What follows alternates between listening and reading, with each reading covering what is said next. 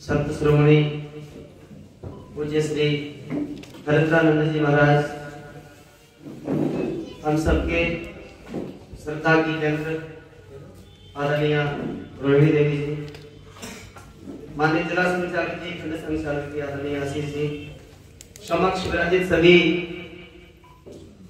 भामाशाह कहूंगा मैं, क्योंकि मेरे को बताया तो ऐसा था कि यहाँ पत्रकार आने वाले हैं, लेकिन पत्रकारों की संख्या तो पता नहीं, लेकिन भामाशाहों का सम्मान करते करते लगा कि सभा भामाशाहों की है। ऐसे समक्ष विराजित सभी भामाशाहों को मैं प्रणाम करता हूँ। आज कहने को तो बहुत सारे विषय हैं, लेकिन इस संक्षिप्त और इस अवसर पर इतना ही नजर करूंगा। आप सब जो दानी है, दानियों का दान का खाता खुला रहना चाहिए, क्योंकि आपके दान से पता नहीं किसका भाग्य धन्य होता है। और हमारे यहाँ पर कहा है, तन पवित्र सेवा किए, धन पवित्र कर दान, मन पवित्र हरि भजन से होत त्रिविध कल्याण।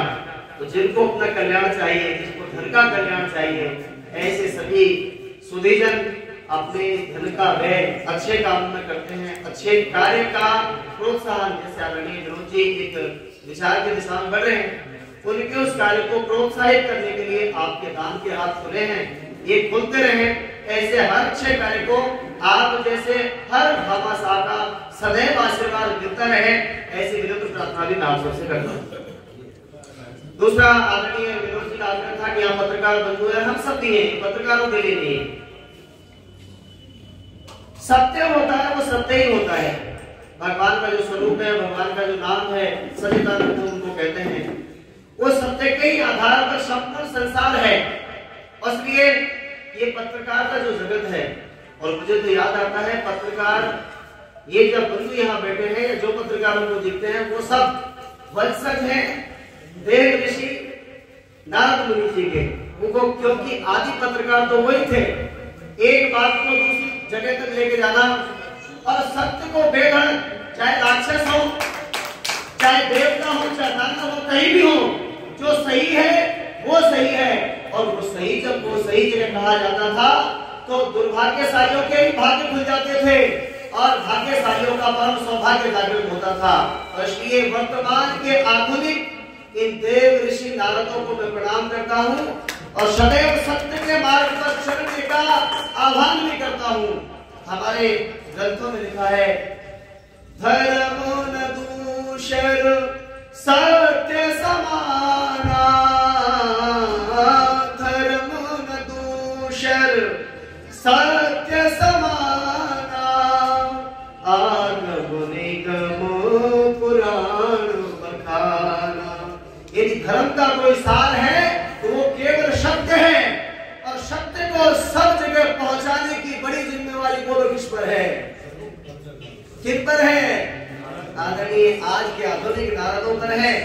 विनोद जी जैसे जो पत्रकार है, उनको सत्य को कभी खरीदना नहीं चाहिए, और सत्य को कभी देखना भी नहीं चाहिए। इससे बड़ा कोई पाप नहीं होता। इसलिए वर्तमान की आवश्यकता है, सदैव सत्य को, जो सत्य है वो सब जगह पहुंचना चाहिए। और यदि ये देश, ये भारत, क्योंकि इस भारत का तो आधार ही सत्य है, और सत्य की जीत होती है, वो जीत आज हम सबकी आंखों के सामने आ भी रही है। कई झूठ के पुलिंदे अकबर बाबर जैसे लोगों ने हम सबके माथे पर थोपे थे,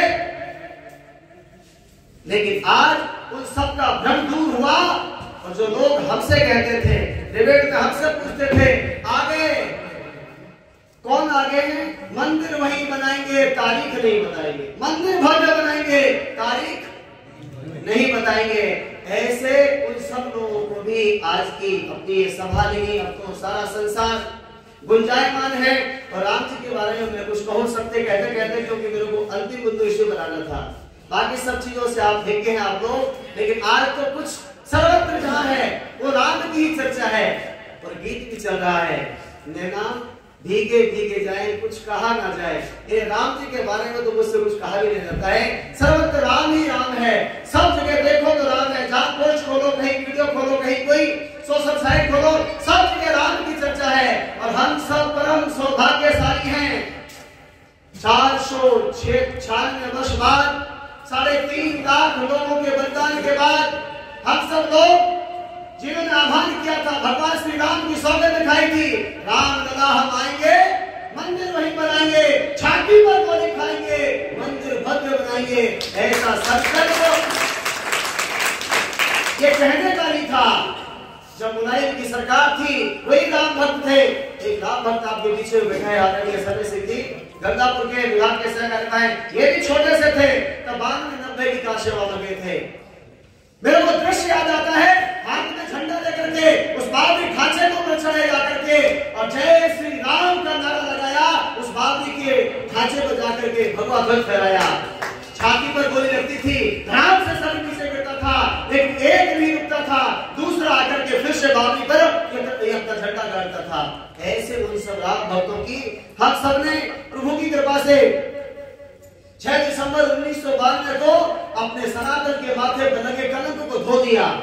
लेकिन देश कानून से चलता है, देश संविधान से चलता है, बिना संविधान बिना कानून के हम कुछ नहीं कर सकते। इसलिए राम भक्तों की फिर प्रतीक्षा और थोड़ी लंबी होती गई और 5 अगस्त 2019 का वो पावन पवित्र दिवस आया जब राम लला के पक्ष में राम जैसा चाहते थे, राम भक्त जैसा चाहते थे, ऐसा फिर से राम के पक्ष में निर्णय आया और राम जन्मभूमि ये राम जी की हो गई।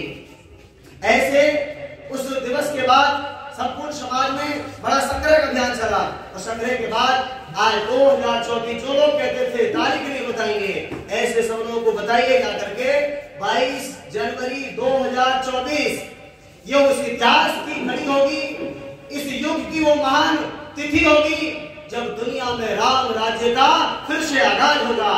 एक समय वो था जब त्रेता युग में आज से 17.5 लाख वर्ष पूर्व मर्यादा पुरुषोत्तम श्री राम धरती को गले लगा करके दुष्ट दुराचारी रावण का अंत करके वो फिर से अयोध्या जब लौटे थे, तो फिर आप बताना 17.5 लाख वर्ष बाद भी अयोध्या वासियों ने उस समय कैसी दीपावली मनाई थी, कैसी खुशी मनाई थी, जिस दीपावली को आज भारत नहीं मुस्लिम कंट्री है, इंडोनेशिया जैसे देश, अमेरिका जैसा देश, वहां की संसदों में आज तक भी दीपावली बनती है, हर घर में दीपावली बनती है।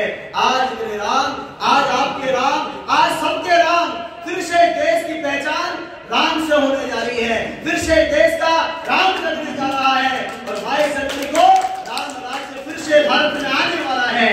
और इसी की खुशी में केवल भारत नहीं सज रहा, केवल अयोध्या नहीं सज रही, आज भारत से बाहर अमेरिका के 1100 मंदिरों को नोटिस किया गया है, जिनमें 1 दिन नहीं, 2 दिन नहीं, 7 दिन नहीं, 5 दिन नहीं, पूरे 7 दिवस के और महाअभियान ये बड़े-बड़े कार्यक्रम होने वाले हैं। इसलिए ऐसे राम राज्य की मैं आप सबको शुभकामनाएं देता हूं। 1 जनवरी से और 7 जनवरी तक हर घर में प्रभु श्री राम के द्वार से अभिमंत्रित अक्षत आए हैं, उन अक्षतों को हर घर में पहुंचाना है। हमारे ही पास आए तो अक्षतों को सम्मान पूर्वक रखना है। और ये न्योता है हम सबको, किसका ये न्योता है हम सबको 22 जनवरी को कहीं भी किसी को घर पर उस कार्यक्रम को लाइव नहीं देखना है, 22 जनवरी को किसी को भी फोन पर नहीं देखना है, तो फिर कहां देखना है? प्रभु श्री राम की अयोध्या जी सज रही है ये यूपी में, लेकिन हम सबकी जो अयोध्या है वो अपने गांव का मंदिर है, वो अपनी बस्ती का मंदिर है। इसलिए आह्वान हुआ है सभी सनातनियों से, सभी हिंदुओं से, हम सब राम भक्त मिलकर के अपने घर को सजाएंगे, खुद को सजाएंगे और मिलकर के अपने मंदिर में जाकर के भव्य दिव्य दीपावली मनाएंगे, शाम को दीपोत्सव मनाएंगे और राम जी की एक साथ मिलकर के आरती उतारेंगे। ऐसा भव्य दिव्य कार्यक्रम ये सबके समक्ष 22 जनवरी को होने वाला है। लेकिन हम राम राज्य लाना चाहते हैं, राम जी आने वाले हैं। इतने संघर्षों के बाद ये परिवर्तन की 5 बातें जो वहां से शुरू हुई हैं, उन 5 बातों का विनम्र निवेदन आपके श्री चरणों में करके अपनी बात को पूरी कर रहा हूं। वहां से ये आह्वान हुआ कि रामलला तो आगे, लेकिन रामलला के साथ साथ राम राज्य आना चाहिए, नहीं आना चाहिए। इन 5 बिंदुओं में राम राज्य छुपा हुआ है। पहली बात है, जब राम जी आए तो बोलो सबरी का सम्मान हुआ कि नहीं हुआ? राम जी ने छुआछूत की क्या? आप बोलिए, सब सुधी और बड़े विद्वान लोग बैठे, राम जी ने भेदभाव किया क्या? छुआछूत की क्या? आपसे बोला भी नहीं जा रहा है, तो जिन्होंने छुआछूत नहीं की उन पर कैसा भार पड़ा होगा? बोलो, राम जी ने छुआछूत की क्या? तो राम जी ने छुआछूत नहीं की, रामलला आ गए हैं, भारत में राम राज्य शुरू हो रहा है। अब हर हर हिंदू को, हर राम भक्त को बोलिए, छुआछूत करने का पाप करना है क्या?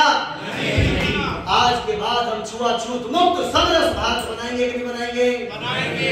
दूसरा संकल्प है, राम जी के दरबार में राम जी का ये अभिषेक होने वाला था, लेकिन न्योता मिला कि तुमको वनवास जाना है, वो चले गए। परिवार टूट गया क्या? परिवार बिखर गया क्या? भारत की परिवार व्यवस्था दुनिया के लिए आदर्श है, दुनिया प्रेरणा लेती है भारत के परिवार से, इसलिए अपना परिवार बोलो राम के जैसा परिवार होना चाहिए कि नहीं होना चाहिए? होना चाहिए। पर कब होगा?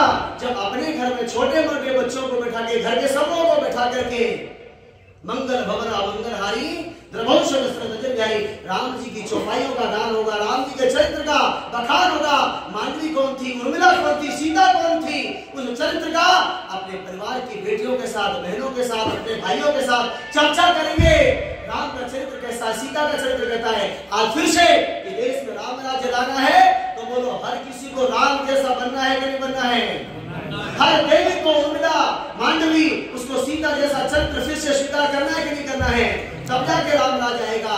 इसलिए अपने परिवारों में राम की चर्चा करिए। और तीसरी बात है, अभी जब मैं यहाँ बैठा तो डिस्पोजल गिलास में पानी आया था। अब ये प्लास्टिक है ना, ये धरती माता के लिए श्राप है। घर में जो पॉलिथीन लेकर के आते हैं ये श्राप है, क्योंकि गौ माता को 2 रोटी खिलाते हो सुबह सुबह, पहली रोटी गौ माता की निकलती है, लेकिन गौ माता से आशीर्वाद लेने के लिए, पुण्य कमाने के लिए तुम रोटी खिलाते हो। जो थैली आती है उसमें घर की जो सब्जी का कचरा लेकर बाहर डालते हो, ये गौ माता आके खाती है और वो तड़प तड़प करके जान देती है। तो आप सब एक साथ मिलकर बोलो, जो गौ माता तड़प तड़प करके तुम्हारी पॉलिथीन खा करके वो जो जान दे रही है, वो तुमको आशीर्वाद दे रही है या तुमको श्राप दे रही है? तो आपको श्राप चाहिए क्या आशीर्वाद चाहिए? ये धरती माता को जहां तुम्हारी पॉलिथीन गिरती है वहां 500 साल नहीं 1000 साल तक गलती नहीं है। ये धरती माता को बंजर बनाने का काम हम यदि करेंगे तो राम राज आएगा क्या? गौ माता का श्राप हम लेंगे तो राम राज आएगा क्या? हम सब लोग मिलकर के पॉलिथीन मुक्त अपना घर बना सकते हैं क्या? जोर से बोलो हाँ या ना। इस हिंदौल को आदरणीय विनोद जी ये आह्वान करना ठीक तरह से, इस हिंदौल को पॉलिथीन मुक्त बना सकते हैं क्या? बना सकते हैं। तब राम राज्य की शुरुआत है। और अंतिम 2 बातें हैं, ये देश स्वदेशी के दम पे खड़ा है। आज अमेरिका, जापान, चाहे इजराइल है, उसकी ताकत है उसमें स्वदेशी। इसलिए हम सब लोग अपने जीवन में स्वदेशी को अपनाएंगे तो अपना भारत फिर से विश्व गुरु बनेगा ही, इसमें कहीं कोई संदेह नहीं है। इसलिए घर में स्वदेशी हो, अपना खान पान, आज पिज्जा बर्गर चाउमीन ये क्या है? अपना खान पान है क्या? अपनी वेशभूषा क्या होगी, अपनी भाषा क्या होगी, सिग्नेचर भी अंग्रेजी में करने लगे हम लोग। इसलिए फिर से भारत को स्वदेशी की उदेशी का संकल्प लेना है। और अंतिम बात है, मर्यादा पुरुषोत्तम श्री राम कहा जाता है, बाकी किसी के साथ मर्यादा नहीं लिखी गई। लेकिन आज 2022 को 15 अगस्त को लाल किले की प्राचीर से बोले थे हम सबको अपने नागरिक कर्तव्यों का पालन करना चाहिए। आप बताइए, यदि सब मिलकर भारत राम राज्य जैसा बनेगा नहीं बनेगा? आज दुर्भाग्य तो ऐसा हो गया कि हेलमेट भी तब पहनते हैं जब पुलिस वाला सामने दिखाई देते, वो सीट बेल्ट तब बांधते हैं जब जयपुर नजदीक आ जाता है और वहां का वो पुलिस चालान काटते हो, वो स्पीड ब्रेक हो जाता है वो कैमरा, तब आपकी स्पीड डाउन होती है। ये नागरिक कर्तव्य है। नागरिक कर्तव्य में थोड़ी सी बात बताइए, सब जगह जो नागरिक कर्तव्य का मतलब है जिससे दूसरे को कष्ट ना हो, ऐसा काम करो जिससे दूसरे को अच्छा लगे। ऐसे 5 बातों का परिवर्तन यदि हम सब मिलकर के 22 जनवरी के साथ साथ अपने जीवन में लाएंगे तो बोलिए एक साथ राम राज आएगा कि नहीं आएगा? ऐसे राम राज्य की आप सबको राम राम करते हुए आज के कार्यक्रम की सबको शुभकामनाएं। जय हिंद, जय भारत, जय श्री राम।